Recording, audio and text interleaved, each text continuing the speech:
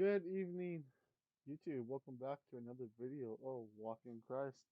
We're coming back with morning and evening, revised and updated by Alistair Begg and by Charles H. Spurgeon. We're on the evening portion of January 10th. We are about, 10 days into this new year. Hope you guys are having a wonderful time. Glad to be doing this with you guys. Let's just get right into this. The evening portion. Evening. In my flesh I shall see God. Job chapter 19, verse 26. Consider the subject of Job's devout anticipations. I shall see God. He does not say, I shall see the saints, though doubtless that will be untold happiness, but I shall see God. It is not I shall see the pearly gates. I shall behold the walls of jasper. I shall gaze upon the crowns of gold, but I shall see God. This is the sum and substance of heaven. This is the joyful hope of all believers.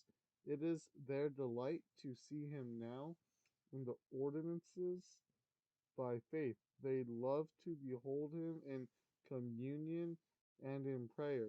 But there in heaven they shall have an open and unclouded vision, and thus seeing him as he is, shall be made completely like him. Likeness to God. What more can we wish for?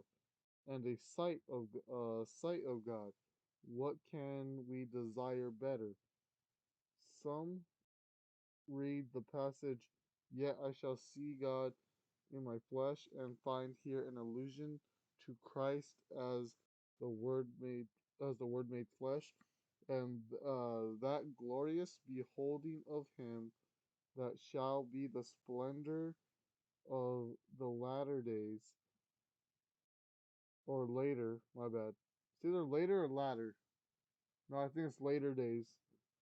Whether so or not, it is certain that Christ shall be the object of our eternal vision, nor shall we ever want any joy beyond that of seeing him. Do not think that this will be a narrow sphere for the mind to dwell in. It is but one source of delight, but that source is infinite.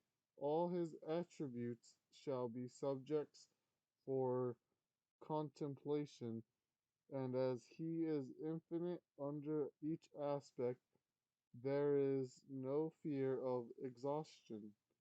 His works, his gifts, his love to us, and his glory in all his purposes and in all his actions, these shall make a theme that will ever that will be ever new.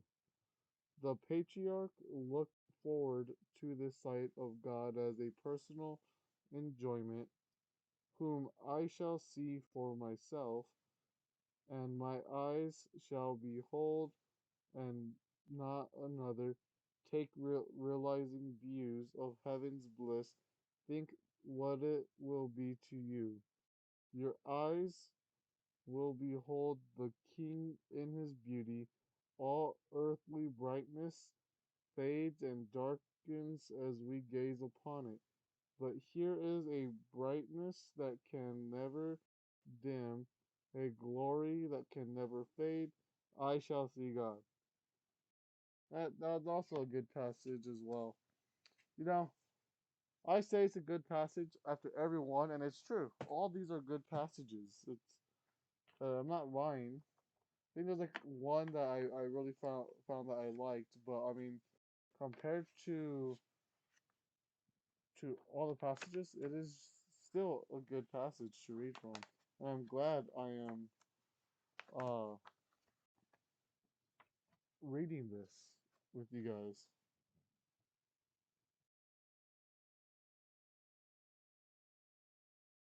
Interesting. Okay.